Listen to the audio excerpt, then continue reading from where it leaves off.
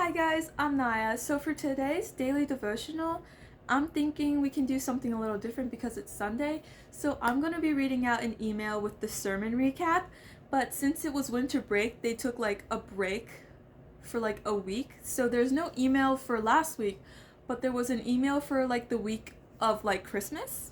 So that's the one I'm going to read.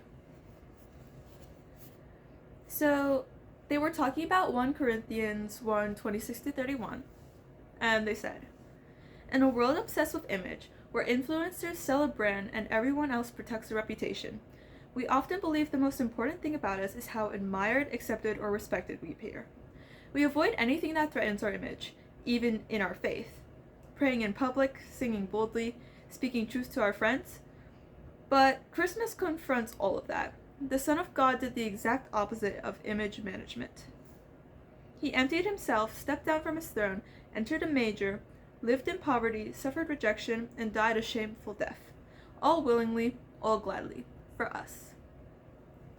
Paul reminds us in 1 Corinthians 1 that this is where the story of our salvation begins, not with our brilliance, talent, beauty, or worthiness, but with our weakness, foolishness, and spiritual bankruptcy.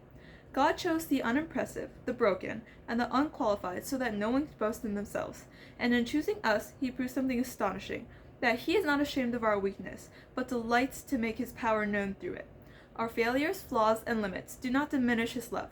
They become the very canvas where his grace shines brightest. So if our King was unashamed to be undignified for us, how can we be ashamed of him? Our identity, our true dignity, is found not in our image, but in Christ who became our wisdom, righteousness, sanctification, and redemption. This Christmas is what it says, but this year, because it still applies.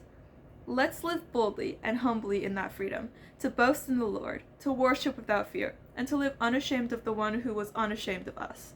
May we be a people who gladly say with David, I will become even more undignified than this, for my Lord. So, that's the daily devotion of the day. See you guys tomorrow.